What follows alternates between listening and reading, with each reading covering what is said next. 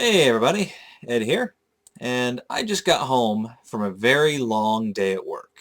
And as I'm pulling down the driveway at 9:15 at night, I notice there's a package sitting on my front porch, and I think, well, I wasn't really expecting a package, uh, but I walked up, picked it up, and I noticed that it looked awfully familiar. And I thought, man, I know that package from somewhere. It's a very unique box. It's a box that I had shipped something out in, but it looks in much worse condition than when I originally shipped it. It is this box right here. And let's see here. I don't know if you can see. That's how, like I said, Quenchy, very unique box, except it is now water stained, and it looks like it has been kicked around like a soccer ball a few times. It's, all the corners are smashed in. There is a tear here on the side that wasn't originally there.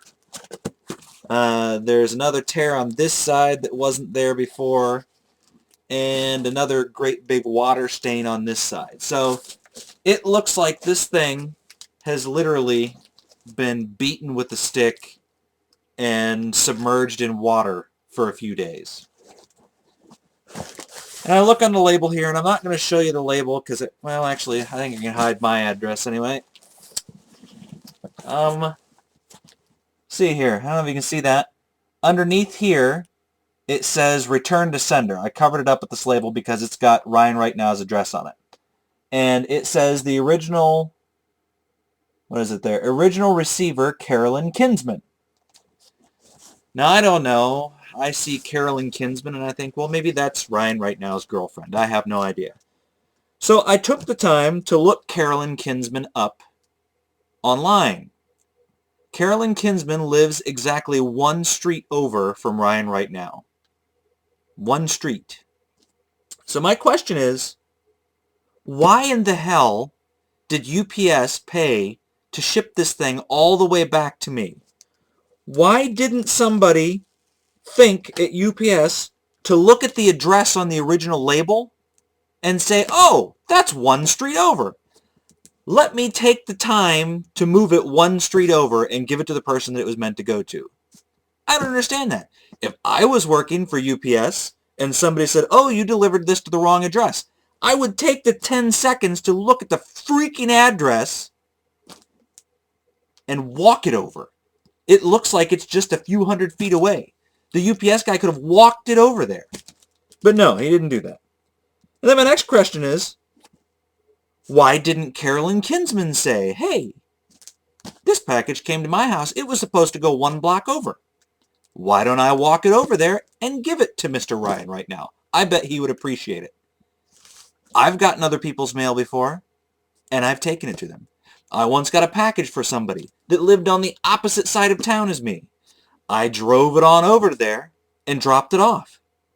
I don't understand how this package got dropped in a swimming pool. Actually, the stains are brown, so it was probably dropped in a sewer. I'm probably handling sewer-stained box.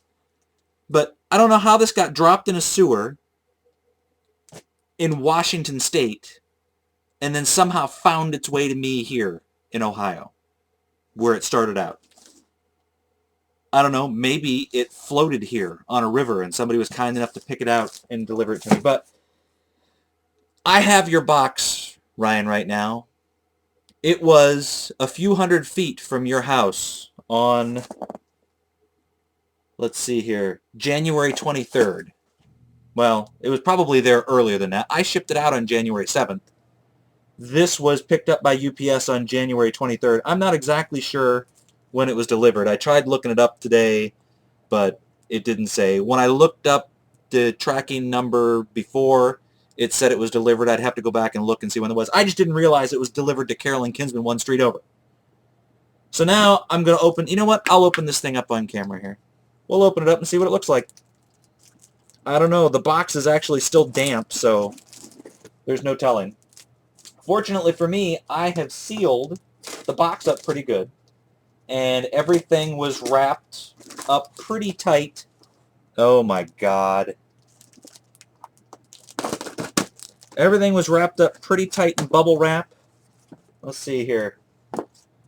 That was my letter to you, Ryan. It's kind of soggy. Yeah, it got so wet that the glue on the envelope failed.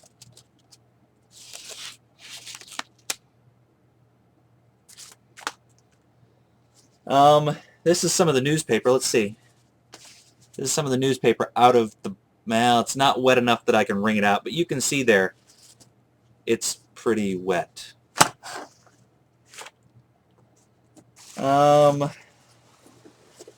Yeah, it's all pretty...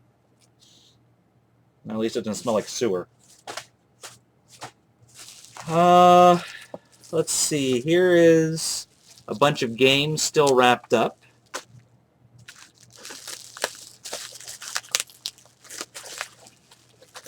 It doesn't look like...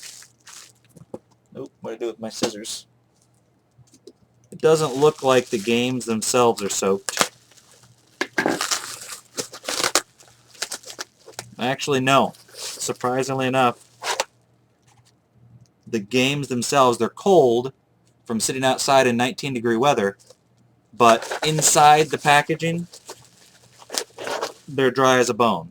So, thank God for small favors. Yep, none of them are wet.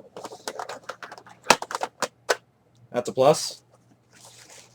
Oh my God.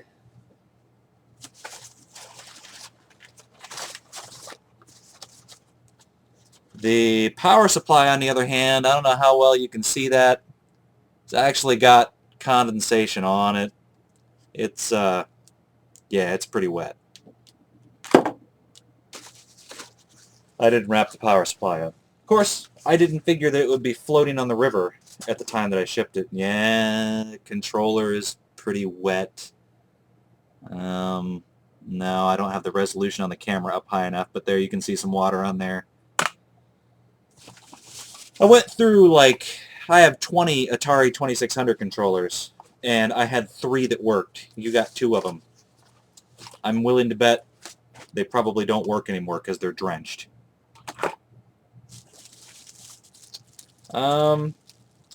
Couple of other games that I was shipping you, but they're sealed up really good, so they didn't get wet, looks like. What else we got in here? Well, here's the expensive part. Now this, let's see. There's the system. Now this was double wrapped here, so hopefully it survived.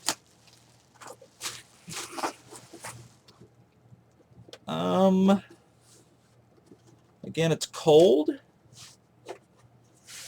but it doesn't appear to be wet. There you go. This is going to be a surprise. But since I got it out, I actually modded the system for you the same way I did another one that I had. So just one cable to connect it. You don't have to have one of those fancy RF adapters. I will now have to test it out to make sure that it works. And let's see here. A couple other things that I was sending you that were in the same package. They're paper. They're dry. So those are good. Oh my Lord. Yeah. That's a mess. So Ryan, you were probably wondering why you hadn't gotten your Atari 2600 yet. It's because it's here with me. Again. I'm going to test all this stuff out after I let it dry for a day or two, just to make sure that it's dried out. And I'm going to go Wednesday and scream at some people at a UPS store. And I will get back to you as far as when I can reship this.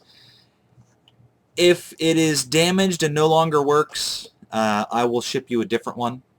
I'll have to clean another one up and get it shipped out to you. If it works just fine, don't have to worry about it. I'll get it shipped out to you, and UPS is going to pay for it. So, there you have it. My package to Ryan right now for my 500 subscriber contest is in my basement, and it's sopping wet. Congratulations, Ryan, right now. Mother